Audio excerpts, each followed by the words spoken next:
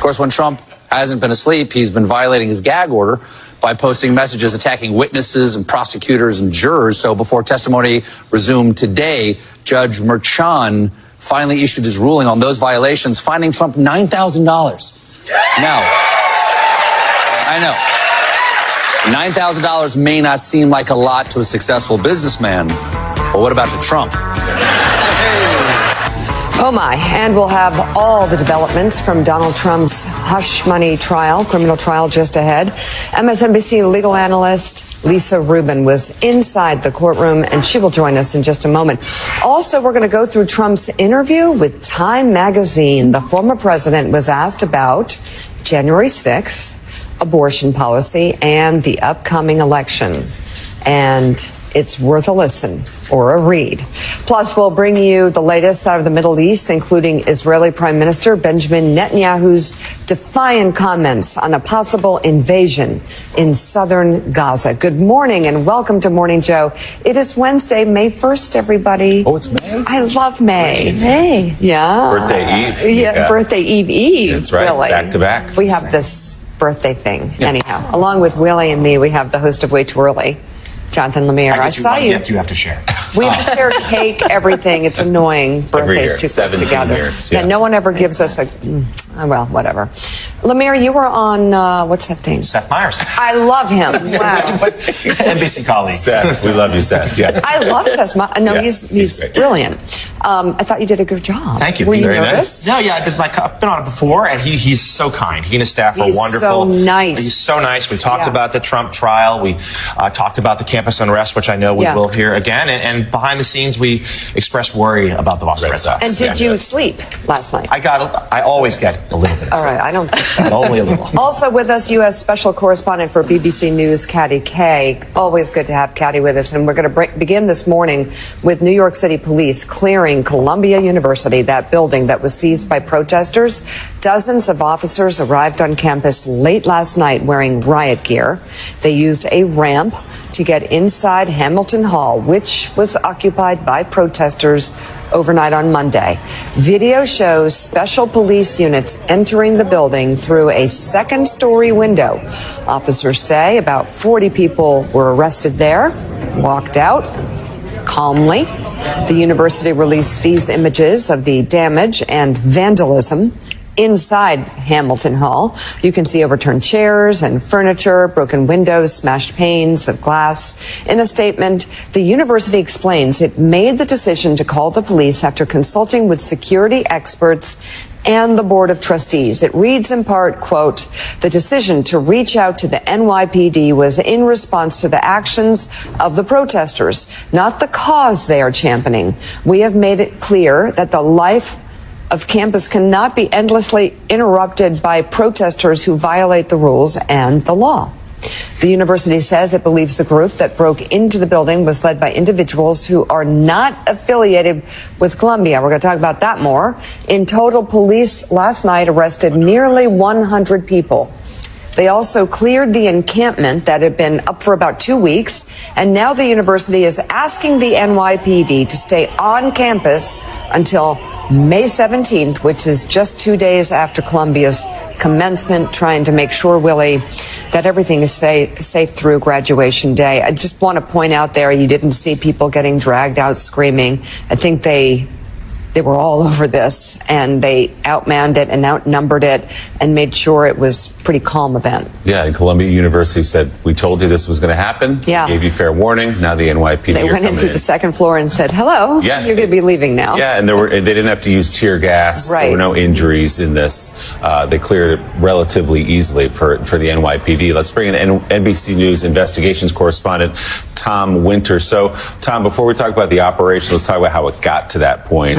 What was the moment at which Columbia said, all right, we need to bring in the NYPD, who had been there for weeks, actually, outside on Broadway and different places, but that they said, we need to send them into the building. And to be clear, the NYPD was perfectly content to let this keep going. If it was just an encampment and if Columbia called and wanted help, sure, they would show up. But they needed a letter from Columbia inviting them on campus, because if no active crime or threat to life or complaint of crime was being committed, the NYPD just can't stroll onto private property and conduct police operations. It's a violation of at least 2 amendments when we're talking about a protest. So that's something that they need to be careful about. What happened was overnight, this Hamilton Hall incident where somebody snuck into the building, stayed inside of that building, and then let individuals in, and that the NYPD, working with Columbia, was looking at surveillance camera video and said, wait a minute, these are not necessarily all students inside this Hamilton Hall. This presents a problem because these individuals, they say, the NYPD says, have been on our radar for several years. We know them as anarchist types, and the goal of this is not pro-Palestine, not pro-Israel, not pick any other cause that is near and dear to people's hearts. The idea here is that this is an effort to engage police in violence, and we are concerned, this is the NYPD speaking, that they're co-opting this movement and co-opting these students. You could look at the vandalism and say, okay, they overturned a couple of chairs, they overturned a couple things. I look at some of the images that we saw and some additional images and say, this was a way to try to funnel police into certain rooms, to cover up windows so police couldn't see where the individuals were inside of there. That was a primary concern, and I think last night's 6 p.m. press conference sure was aimed at the public. It was really aimed at Columbia University to say, hey, we've got some serious concerns about what's going on inside of there. And they didn't believe, by the way, they were going to stop at that building. And that was one of the points Columbia made in the statement, that this was led not by students at this point, that this operation inside the building. Is that what the NYPD believes as well? In some ways, it felt like Columbia was letting some students off the hook, maybe, and saying, well, they've just been swept up in a movement led by anarchists with no cause, no ideology. Is that the assessment of the NYPD, that it was more these anarchists than it was students in that building, or do they not know yet? I think it's still a little unclear because some of the surveillance cameras were actually damaged, so they weren't sure of the entire makeup of what was inside of there. You saw that ramp that was used to get inside of that building that we were looking at, and of course, because everything needs an acronym, it's called the Mobile Adjustable Ramp System. But this is something you're looking at video of it now. The NYPD has invested in is a way to get inside of. It's obviously a vertical city. These types of buildings, should a standoff occur. And based on some of the images we saw, the opening of this building, or the normal entrance of it, was actually blocked. So, Tom, we should note that at 9 o'clock, the Mayor Adams and the police commissioner are going to hold a news conference. We should learn a little more about that. Can you talk to us a little bit about, though, shifting to the West Coast? There's UCLA. That scene seemed a little tenser, a little more chaotic. What do we know there? Yeah, I think based on the pictures and images we've seen over the last several hours, that is absolutely the case. The NYPD, the LAPD has been called to campus there. Obviously, they've got a situation that appears that they might have some counter-protesters that are mixed up in all of this. So that's something that is concerning when you have 2 groups kind of clashing, and then you also have potential clashes with police. So that's something that we're continuing to report on and get more information. Of course, all of this is we have approximately a dozen, and it's not just East Coast and West Coast and more maybe universities or colleges that are associated with, liberal viewpoints. We've seen protests up and down and across this entire country. I think it does underscore something that law enforcement is acutely aware of here as we continue into 2024. 2 things. One, the kids are not all right. The kids that are graduating here on the traditional 4-year high school, 4-year undergraduate course, their last graduation was held on Zoom. I know. Because that was during the pandemic. We really need a graduation to happen. And so I think that they're looking for that graduation, but I think, and you all talk about this all the time, the lack of interest, the lack of, that students today and younger generations feel that politicians and people in this country are listening to them. And so you saw this cause really being taken up in a way across the country, across political spectrums on campuses that we just haven't seen before. 2, I can't quite say where this is coming from, just to respect my agreements with some of these folks, but there's a foreign police chief that I heard recently say, once people believe that violence is a way to solve problems politically, that's a problem that can last for generations. So we obviously have seen January 6th, where people believe that that was the cause. I was somewhat heartened last night that both from a police perspective and from a protester perspective, we didn't see widespread chaos and violence at Columbia University.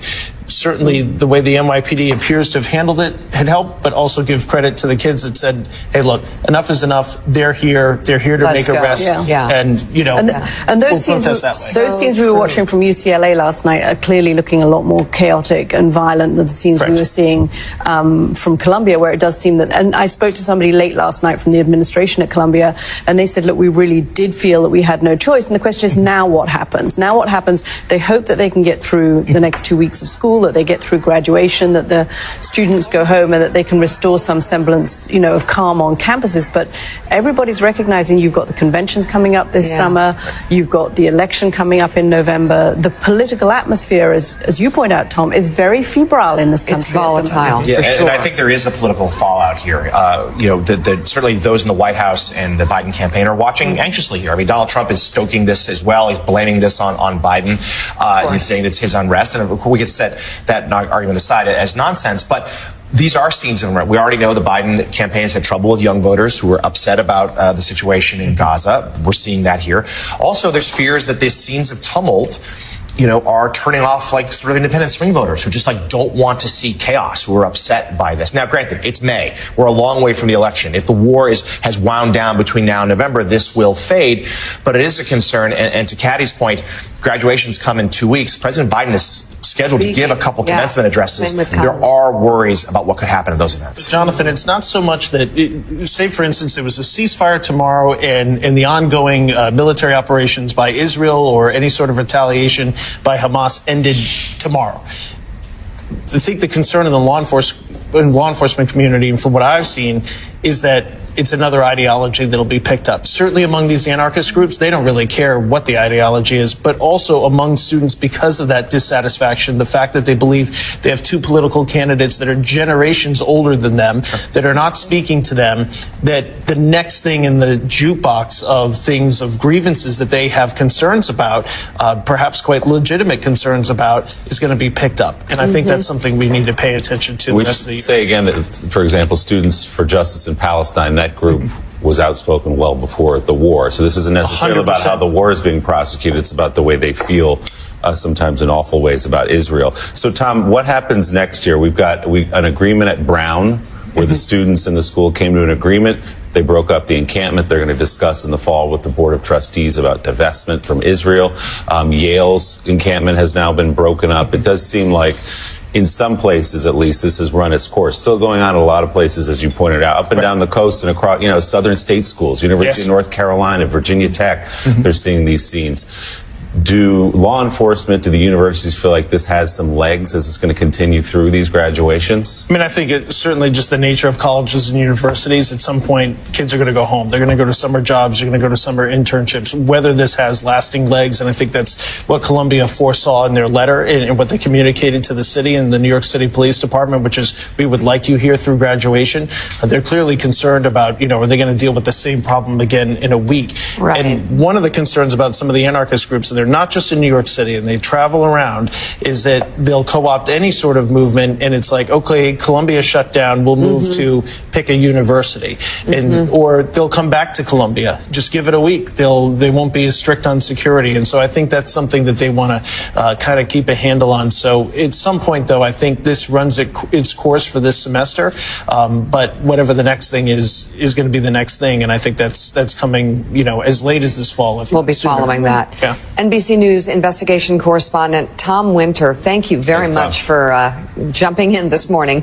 All right. Of course, when Trump hasn't been Morning Joe starts. Good morning, Joe. It is 15 past the hour. Donald Trump's criminal trial will resume tomorrow following a day of pivotal rulings and testimony from multiple witnesses. Yesterday began with Judge Juan Merchan ruling Trump had violated his gag order on 9 separate occasions, fining him a total of $9,000 and warning the former president that future violations could land him in jail. I think that might have been the lead coming out of that. The judge also granted Trump's request to attend his son Barron's high school graduation on May 17th. Testimony then resumed with a total of 4 witnesses taking the stand for prosecution during the day. First up was more from Gary Farrow, the former banker for Michael Cohen. Farrow testified about the creation of a shell company that prosecutors say was used to pay adult film actress Stormy Daniels the $130,000 hush money payment to keep her quiet about an alleged affair with Trump. But the day's most significant witness was Keith Davidson, who said he was subpoenaed to testify in the case and got himself immunity. Davidson is the former attorney for both Stormy Daniels and former Playboy model Karen McDougal, who also alleges an affair with Trump. Trump has denied any sexual encounters with either of the women. Davidson represented both Daniels and McDougal as they brokered hush money agreements. He testified that he believed the money being given to his clients ultimately was coming from Trump, but he could not recall Cohen specifically saying he was negotiating on Trump's behalf. Prosecutors will continue to question Davidson tomorrow with court in recess today. Let's bring in former litigator and MSNBC legal correspondent Lisa Rubin. So, Lisa, Keith Davidson didn't establish that direct line or that intent, not his job to establish intent, but didn't say he remembered Cohen saying this is for Donald Trump. What is the impact of that? You know, he said that he understood ultimately that the money was going to come from Donald Trump, and that was a very hard-fought admission. Joshua Steinglass, who is the assistant DA leading the questioning, totally skilled trial practitioner, ran into his first really big roadblocks yesterday in trying to get that cleanly from Keith Davidson and trying to establish it was his understanding, not just his assumption. Ultimately, he got that even after Cohen got frustrated and said, God blanket, I'll just pay it myself. He got Davidson to say, but I understood at the end of the day that money was going to come from Donald Trump. And one of the ways that he understood that was he said, Cohen, part of his identity was that he worked for Donald Trump. He never let you forget it. It was always clear that whatever Cohen was doing, he was doing for Trump at Trump's behest. He could not make the payment without Trump's knowledge and permission, is the impression that Davidson left us with. Lisa, they're really making a point to go step by step, witness by witness of every part of this transaction. Is anything at this point surprising you in terms of the detail here and how much they're pinning down exactly how this money ultimately got back to Michael Cohen through Trump?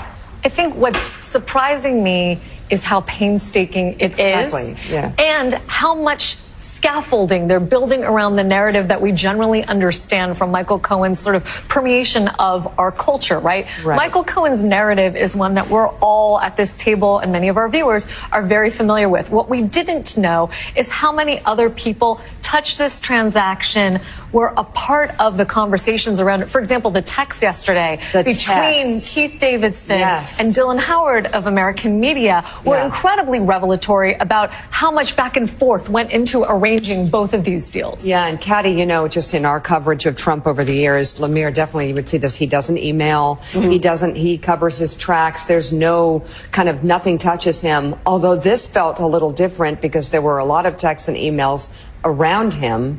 And there were more people involved than I expected. I thought it was more going to be just Michael Cohen and then ultimately the people who received the money. But no, this is a scheme with multiple participants. Yeah, now I was also interested in yesterday in how Davidson said that after the Access Hollywood tape came out, how things suddenly accelerated and changed then. Describe a little bit why that is important for the prosecution. Well, I mean, it's huge, right? Because after the Access Hollywood tape comes out, there's an understanding that even though the Stormy Daniels story has been in circulation dating back to 2011, and Keith Davidson described how his first interaction with Michael Cohen actually goes back to that story published in 2011 because Cohen was furious it had gotten into the public domain. But, you know, the way in which Katty, those two people interacted, I thought was fascinating. Davidson did not want to be a part of this. And he sort of tried to extricate himself from this. But because of the urgency and the exigency felt by Michael Cohen and the National Enquirer, Keith Davidson gave an aura of just when I thought they were out, they pulled me back in. So they played the tape yesterday, right? The Access Hollywood? No, they did not play the Access. They read it. They read the transcript, or how does it? They read portions of a transcript from Donald Trump's deposition in the E. Jean Carroll case. You might think even worse. Okay. Well, why is that relevant? It's because it contains really foundational admissions like, this is my ex handle. Right. I was married to Melania during this period of time. Even getting those really basic admissions from the horse's mouth, so to speak, has been fundamental for prosecutors. But I guess my point, Jonathan Lemire, is hearing these things read out loud somehow is worse than sometimes seeing them, on tape. Yeah, extraordinarily cringeworthy for those, but also potentially impactful. And as Lisa said, laying out an important foundation. Speaking of foundations, let's talk about the gag order and the judge holding Trump in contempt. Now, it's only $9,000. That's right. For Donald Trump, not a lot of money. For other people, of course, it would be. But tell us why it's important that the judge did this, right? Is he sending a signal like, look, I'm going to treat you like any other defendant. You violated it. Here, we're going to do this. And forecast for us what that could mean going forward. He's got another hearing tomorrow on this very same issue, more potential violations. And could it really mean ending up with Trump in jail? I think it could, John, but a lot of things have to go that way. First of all, tomorrow's hearing isn't one predicated on that notice. In other words, the things that we're going to talk about tomorrow are things Trump has already done. They predate this decision. And so you can't say that Trump had fair warning when he said those things, that Merchan was willing to impose an incarceratory penalty. On the other hand, there are a couple things from the order that I think are really important. Merchan is essentially saying to the public and to everybody else, including the New York State legislature, it's not enough that the statute only permits me to fine this guy $1,000 per. It should be a penalty that's meaningful to the person that I'm awarding it against. And in this situation, it doesn't hurt this guy, and yet my hands are tied, right? My two options are jail or $1,000 per violation. But the other thing on which I think the incarceratory penalty hinges has nothing to do with Donald Trump at all. There's a paragraph that I think folks are overlooking where Merchan says, it's not lost on me that the guy is the GOP presumptive nominee, and witnesses in this case cannot use the gag order as a sword and a shield. And so my understanding of what counts as a violation in the future will also be contingent on how other people relevant to this matter behave. In other words, Michael Cohen and Stormy Daniels, if you continue to use the gag order as protection for your own self while taking swipes at him that he can't take at you, that will influence what I understand to be a violation. I'm sensitive to this defense that Todd Blanche has raised, that he is entitled to defend himself in the political domain, and I'm going to take that into consideration. He wants decorum. He wants people to behave themselves and not mouth off. Just like anybody else, any other defendant. So, Lisa, you were at the courthouse. Were you in the courtroom, or you were at you were in the court part of the day yesterday. So in the courtroom. So you've expertly given us the substance. Let's talk atmospherics. Yes. Donald Trump alleged to have dozed off again a couple of times. Maybe his lids got heavy. I don't know. I can't judge if he was sleeping or not. He certainly was snapping too a couple of times.